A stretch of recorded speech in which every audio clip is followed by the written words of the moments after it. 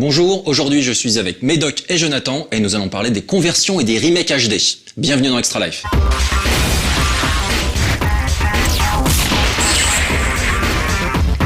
Bon, conversion remake HD, déjà on va commencer par donner des définitions parce que c'est vrai qu'on a tendance à faire un peu l'amalgame alors que c'est foncièrement différent. Donc tu définirais comment un remake? C'est quoi un remake? Un remake pour moi c'est un nouveau jeu qui prend les bases d'un jeu qui est déjà sorti avec un bon travail en fait sur la remise à niveau graphique et des fois pourquoi pas retoucher un peu sur le gameplay. Okay. Contrairement à la conversion ça c'est plus un portage bête et méchant d'un jeu avec un lissage, un upscalage en gros c'est exactement HD, le même jeu sauf qu'il est passé à la HD. Voilà. Ouais, mais avec un traitement vraiment assez faible, comme on l'a vu avec le Prince of Persia, Trilogy, ou en fait le Prince of Persia Trilogy pour la PS3. Et on voit que les personnages sont encore hyper anguleux, donc c'est juste plus fin, mais le jeu en lui-même c'est exactement le même, quoi. Ok, bon, c'est vrai qu'on a décidé un petit peu cette thématique là aujourd'hui pour Extra Life parce qu'il y a une sorte de mode en ce moment où on a énormément, bon le remake ça fait quand même un paquet d'années qu'on en a maintenant, mais par contre la conversion, donc avec les nouvelles consoles HD, on voit arriver des titres qui venaient de la PS2, qui venaient de la Xbox, etc. et qui sont simplement upscalés, donc passés en 720p ou en 1080 ça dépend, et donc de manière à faire bénéficier en fait les nouveaux utilisateurs de ces consoles de vieux titres qui sont soit des classiques, soit des jeux un petit peu oubliés, etc. Alors toi, Médoc, je crois que t'as un avis assez tranché sur la question de la conversion. Ouais, la conversion et je dirais même du remake. Tu vas loin. Ouais, parce que je suis un pirate dans ma tête.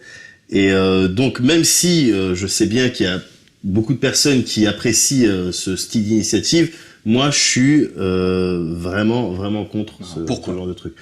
Pourquoi ?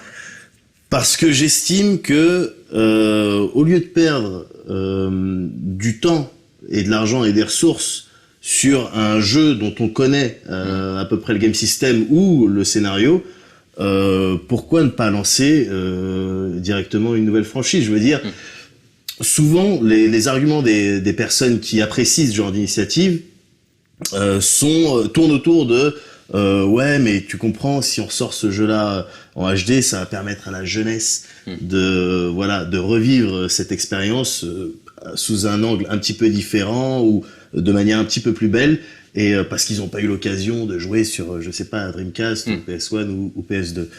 Je trouve que cet argument, il est moyennement valable parce que on part du principe que du coup l'éditeur, le développeur, il part d'une démarche philanthrope. Je vais donner à la jeunesse l'occasion de rêver sur un titre qui est sorti il y a longtemps et sur lequel elle a pas pu vivre l'expérience. Non, c'est avant tout commercial. Les mecs ils ressortent leur truc pour se faire des thunes, pour rentabiliser un jeu, pour ressortir, pour redonner une nouvelle vie à un jeu, certes, mais uniquement d'un point de vue financier. Alors il y a différents. Moi, c'est la pratique. Évidemment, il y a plein de portages et plein de remakes sur lesquels je vais passer du temps. Moi, personnellement, on pense à Shadow of the Colossus et Ico, je vais évidemment y jouer. Ce qui est intéressant avec ces deux jeux-là, c'est juste un truc. Donc, c'est vrai qu'en général, il y a quand même à la base une démarche commerciale. Ensuite, il y a une démarche de com de temps en temps, où on voit en fait des éditeurs qui nous font des remakes ou des conversions de manière à lancer en fait les prochaines suites. Exactement. Qui elles sont des nouveaux jeux en HD, donc de manière à resituer un petit peu un jeu qui va sortir dans l'histoire de la série. Donc ça c'est pas mal. Et il y a aussi moi ce que je trouve intéressant, donc au-delà, là on va faire un petit passage par le remake, c'est qu'il y a certains titres comme les Dragon Quest 4 et 5 qui n'étaient jamais arrivés en France, et donc du coup on se retrouve avec des versions DS qui sont upgradées graphiquement, qui gardent le même gameplay et qui permettent de se replonger un petit peu dans l'histoire de cette série qu'on a découvert en France pour les gens qui avaient une PlayStation 2 avec Dragon Quest 8. Donc il y a un petit côté historique. Moi j'aime bien le côté le jeu vidéo a une histoire, comme pour le cinéma, etc. Et donc du coup de mettre en avant cette richesse, je trouve que c'est intéressant. Alors c'est vrai que par exemple, moi c'est justement dans ce cas de figure, j'avais jamais eu de console de Super NES US ou japonaise, donc j'ai pu pouvoir enfin me faire Chrono Trigger sur DS. Donc on n'a pas tous des millions de sous à dépenser dans des consoles étrangères. Et aussi il y a la barrière de la langue, justement pour ces jeux qui sont pas sortis chez nous, quoi. Mais après il y a le problème de la localisation. Ça aussi, ça pourrait carrément faire l'objet d'un débat. Mais oui, clairement, et encore une fois, je le dis encore, moi il y a des remakes ou des portages sur lesquels j'ai passé ou je vais passer du temps. Cite des exemples. Ça, il n'y a pas de problème. Mais je te parlais tout à l'heure de Shadow of the Colossus. Res HD, moi j'avais pas eu l'occasion de jouer à l'original, donc Res HD, ouais, ça fait très plaisir. C'est bien, merci. D'accord. Sortez-nous aussi plutôt des nouveaux jeux. En fait, je suis contre ce genre de pratique. Quand c'est uniquement commercial, peut-être. Non, mais quoi qu'il arrive, elles sont systématiquement commerciales, que ce soit d'un point de vue purement financier, que ce soit dans le cadre d'un plan marketing, communication, tout ça, on en revient toujours à la même chose, c'est les sous. Mais de toute manière. Faut pas oublier que le jeu vidéo en lui-même, c'est fait pour faire des sous. Oui, non, mais ça, il y a pas de problème. Si on est tous conscients de ça, il y a pas de problème.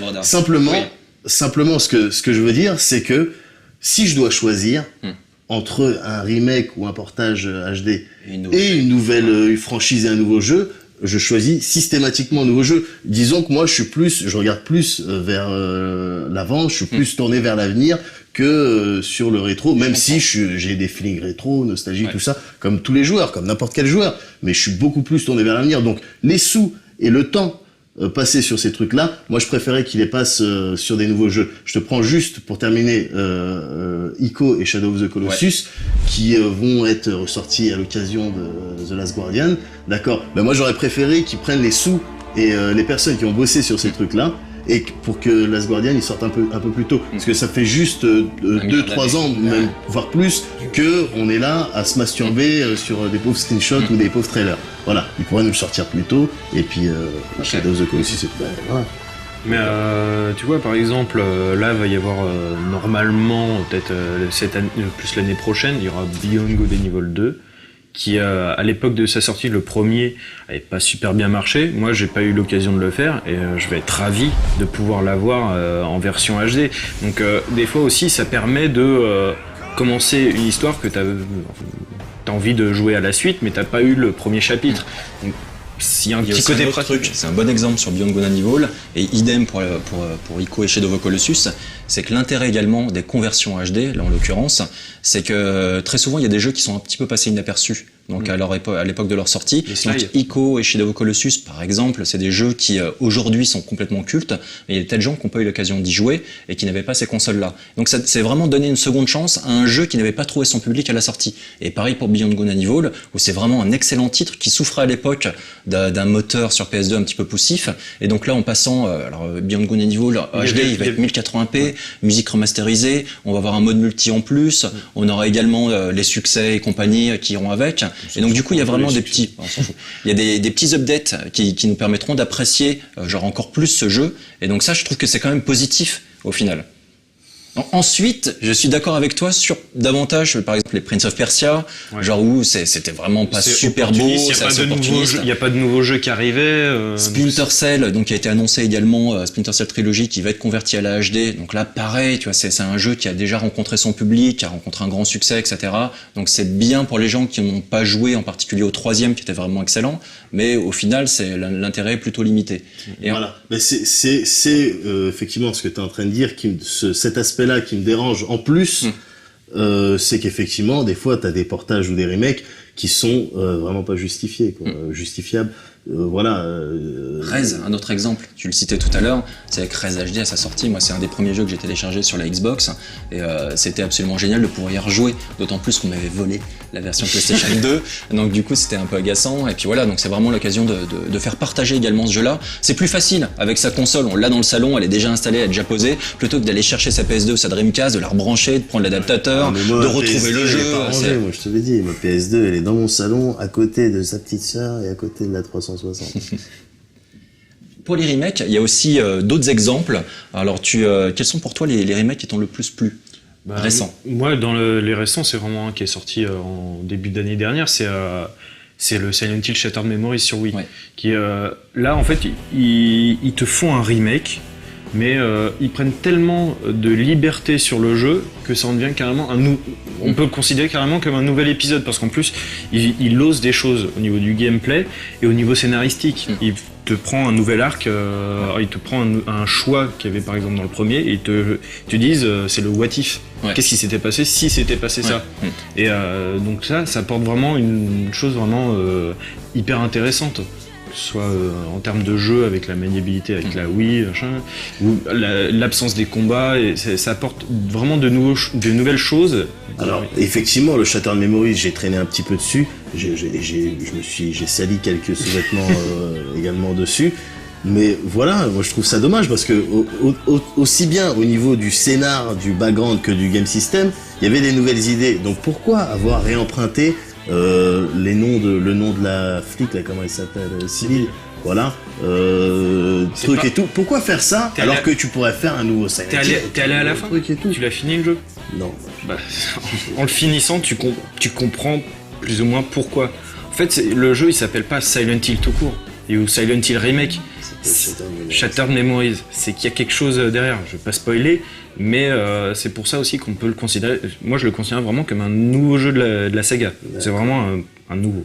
Alors il y a un truc aussi, genre on fait un petit parallèle avec le cinéma. C'est vrai qu'on a vu des films ressortir donc en version remasterisée. On pense à E.T. où ils modifient des trucs. Donc ils vont enlever les armes, ils vont les remplacer par des portables. On a Star Wars encore pire où tu as carrément le visage d'un acteur qui est effacé pour être remplacé par celui qui a joué dans la nouvelle trilogie. Est-ce que ça quelque part dans le jeu vidéo c'est pas un truc qui peut commencer à faire peur un petit peu? On va se retrouver à pouvoir revoir des vieux jeux, mais ils vont changer des petits détails, des trucs qui au final vont fâcher. Mais ils ont déjà commencé avec alors même si ça fâche pas forcément, mais ils ont déjà commencé avec le GoldenEye sur Wii. Ouais. Je veux dire, maintenant, c'est la gueule de, comment il s'appelle, Daniel Craig, que tu vois, à la place de Pierce Brosnan. J'avoue que ça m'a pas choqué des masses. Non, pas du tout, mais c'est ce dont tu parlais juste à l'instant. Et effectivement, après, on peut craindre que le jeu vidéo, il emprunte le même schéma que le cinéma à ce niveau-là, à savoir, on te sort d'abord le film au cinéma, donc tu payes ta place de ciné.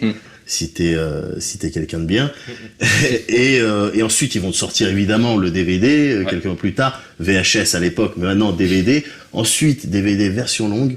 Donc si t'as envie de putain il me manque la scène, ou si t'as c'est ce qu'ils font déjà avec les DLC, ils nous sortent une nouvelle version avec tous les DLC inclus, etc. Voilà, ensuite trilogie.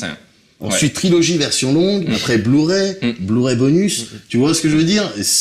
On peut craindre que le jeu vidéo, en tout cas, ça m'embêterait que le jeu vidéo emprunte ce chemin. Et dans la mesure où, comme Jonathan, tu rappelais tout à l'heure, le jeu vidéo, ça tourne essentiellement autour des sous, je vois pas ce qui les en empêche. Alors du coup, toi, justement, en tant que spécialiste du RPG, donc on va faire une sorte de petite digression, mais il y avait quand même, genre au Japon, ces fameuses sorties internationales où t'avais un jeu qui sortait genre 4 fois, genre avec les ajouts des versions européennes, les jeux de... et puis au final, tu rachetais 4 fois le même jeu. Voilà. C'est limite pire qu'un remake, parce qu'en plus c'est plein pot. Moi, d'un point de vue personnel, moi je pisse sur ce genre de pratique. En revanche, il y a des gens qui trouvent complètement leur compte, comme Oblivion, qui bosse avec moi, qui, dès qu'il y a un Final Mix qui sort, il est dessus.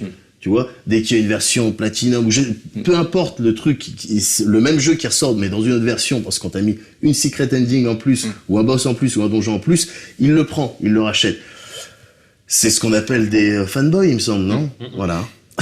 C'est pour eux, c'est destiné à ce genre de personnes. Je reviens là sur ce que tu disais à propos du cinéma, comme on avait vu avec Star Wars, où ils remplaçaient des choses. Il y a des fois un petit côté bénéfique. Ça s'est produit avec le remake de Metal Gear Solid sur GameCube. Parce qu'en fait, ils changeaient pas les personnages, mais ce qu'il y a, c'est qu'ils apportaient des idées de gameplay qui étaient présentes dans la suite, dans Metal Gear Solid 2. Par exemple, la vue interne, qui n'était pas présente dans le premier sur PlayStation, a été implémentée dans la version GameCube. Donc, il y a des fois des apports positifs à ce genre de... Sachant que ça, c'est un apport positif qui, me semble, a été un petit peu critiqué parce que justement, tu avais un boss à un moment donné que tu devais un petit peu abattre sans le voir. Et donc, avec la possibilité de passer en vue subjective, soudainement, le jeu était rendu un petit peu plus facile. Mais c'est clair, de toute façon, c'est Metal Gear. C'est une grosse série comme les Dragon Quest, etc. Et donc, du coup, dès que tu modifies le moindre petit détail, tout de suite, tu auras évidemment une horde de fans derrière qui vont se jeter et se dire non, on veut que ce soit exactement pareil. Et donc d'ailleurs, on va faire aussi, on avait commencé par parler au début de l'émission donc des conversions et des remakes.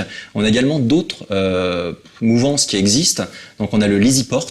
Donc le Lazy Port, c'est rigolo. En fait, c'est simplement tu prends le jeu tel qu'il était à l'époque et paf, tu le réadaptes tel quel sur une autre console. Donc on Lazy, avait Chrono Trigger. Tu devrais expliquer Lazy. Lazy, c'est facile, c'est voilà, c'est le Anglais. portage facile. Ouais. Et on Chrono Trigger, ils apportaient quand même une gestion de l'interface avec l'écran tactile. c'est exactement le même graphisme. Mais en effet, tu avais des petits donjons supplémentaires, etc. Oui. Mais franchement, ils ne sont pas non plus foulés. Mais le jeu tel qu'il est, de toute manière, est fabuleux. Donc, Voilà, on est content de le mais retrouver. c'est ça le problème, c'est que fan Chrono web. Trigger, c'est une grosse bombe. Ouais. Ça veut dire que quel que soit le support sur lequel tu vas le refaire, Ah, mais il y a le un intérêt. truc, ben, automatiquement, aussi bien au niveau de la presse que des joueurs, on va dire ouais. Ouais, puis, sauf Et si c'est on- comme si on- moi, personnellement, on l'a fait dans XP Chrono Trigger, et la conclusion, et même tout le long de la critique, c'était ouais, merde, franchement. Qu'est-ce que tu dirais si on te le ressortait, mais en version 3D? J'en ferai remake, une putain de critique dans XP, ouais, et j'en dirais du bien, très certainement. Donc c'est ça, Je c'est sais paradoxal. pas. Là, c'est compliqué parce que sur Chrono Trigger, moi, j'adore les graphismes 2D du jeu. Donc, du coup, le passer à la 3D, il est vraiment super joli en 2D. Autant les vieux Dragon Quest, il y avait Toriyama, des ça choses à passe faire. très mal en 3D, le design de Toriyama. Et donc du coup là je serais un peu choqué. Et un intérêt pour le coup sur un portage, même si c'est un lazy port, t'as la Super Nintendo, t'as ta vieille cartouche, etc. Et t'as plus ce mémoire parce qu'elle s'est effacée avec le temps, etc. ouais. Et donc du coup de retrouver le jeu sur DS, ça permet de re-sauvegarder, etc., de réexpérimenter, de le faire partager à d'autres gens, etc. Il y a vraiment un côté positif. On va également, il y a un truc que tu avais abordé sur le côté économique qui est intéressant. En fait, des gens de Square se sont exprimés sur FF7.